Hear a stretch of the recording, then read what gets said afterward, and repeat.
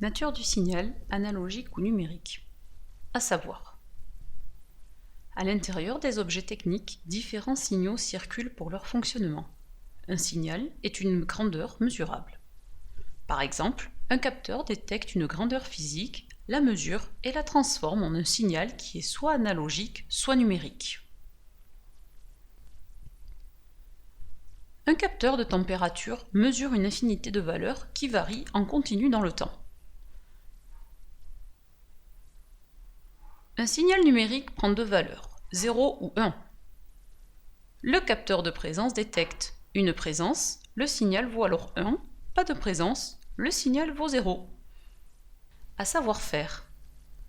Comment déterminer le signal transmis par un capteur avec un instrument de mesure?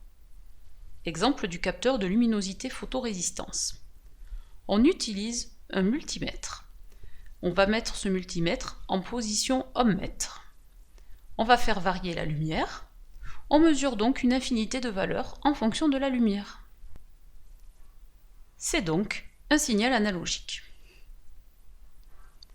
Exemple du bouton poussoir. On va utiliser le multimètre et le mettre en position testeur de continuité. On presse le bouton, on mesure la valeur 1. On relâche le bouton, on mesure la valeur 0. On mesure donc deux valeurs, 0 ou 1. C'est donc un signal numérique. Comment déterminer le signal transmis par un capteur en utilisant un programme? Pour le capteur à ultrasons du robot M-Bot, on va utiliser le programme suivant. Répéter indéfiniment, dire distance mesurée par le capteur d'ultrasons du port 3. Avec cet exemple de programme M-Block, on va constater une infinité de valeurs qui varient dans le temps. C'est donc un signal analogique. La barrière à infrarouge. On programme la mesure du capteur.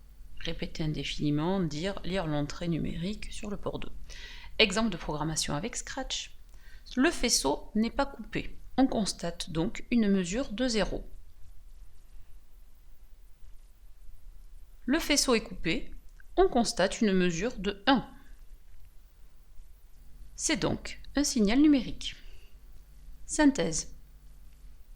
Le capteur détecte une grandeur physique, la mesure et la transforme en un signal qui est soit analogique, soit numérique.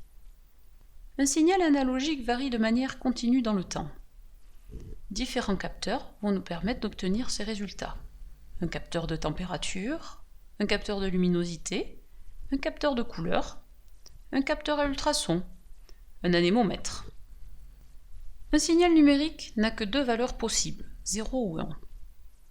Si le capteur détecte une présence, le signal vaut 1, pas de présence, le signal vaut 0. Différents composants permettent d'obtenir un signal numérique, le bouton poussoir, la barrière à infrarouge, le capteur de présence ou encore des capteurs de fin de course. À retenir, un signal analogique varie de manière continue dans le temps, il prend une infinité de valeurs. Un signal numérique n'a que deux valeurs possibles, 0 ou 1.